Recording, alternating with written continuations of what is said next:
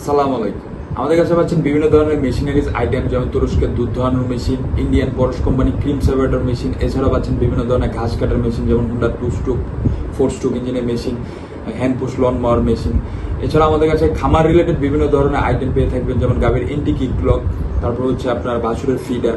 তো আজকে আপনাদের সাথে কথা বলবো তুর্কি টেকনোলজির একটি প্রোডাক্ট, যেটি হচ্ছে গাভীর এন্টি কিক ব্লক। এই এন্টি কিক ব্লক জিনিসটা কি, এটি হচ্ছে আপনার গাভীর লাথি বন্ধ করবে। অনেক সময় বিভিন্ন ধরনের দুষ্ট পাগলা গাভী রয়েছে, যার কারণে গাভীর লাথির কারণে দুধ দহন করতে পারতেছেন না, অথবা আপনারা কেউ কাছে যেতে পারতেছেন না।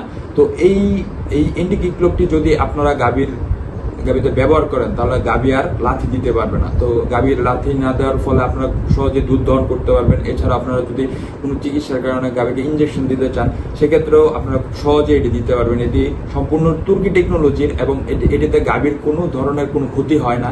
আপনারা আমার পাশে ভিডিওতে দেখতে পাচ্ছেন কিভাবে গাভীর এন্টিকিক ব্লকটি লাগানো হচ্ছে, এবং এটা দুই পাশে দুইটি রাবার লাগানোর ফলে গাভীতে দাগ পড়ারও কোনো আশঙ্কা নেই।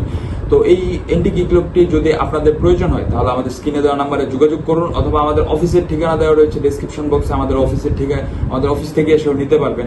এবং আমাদের চ্যানেলটি সাবস্ক্রাইব করুন এবং পাশে থাকা বেল আইকনে প্রেস করুন, যাতে আমাদের নতুন নতুন ভিডিওর আপডেট পেতে পারেন। ভালো থাকবেন, সুস্থ থাকবেন। আসসালামু আলাইকুম।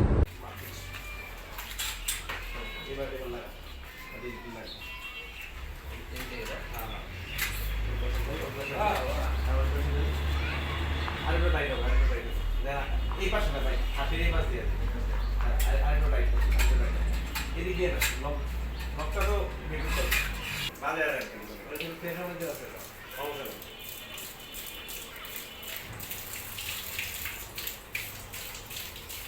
এগুলো তো হ্যাঁ হ্যাঁ এগুলো আর নাচ দিতে হবে।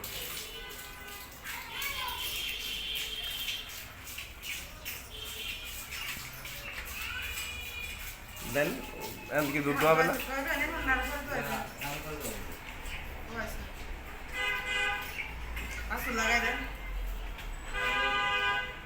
ভিউয়ার্স, আপনারা দেখতে পাচ্ছেন যে এন্টি কিক লক লাগানো হয়েছে। এটা হলো এন্টি কিক লক।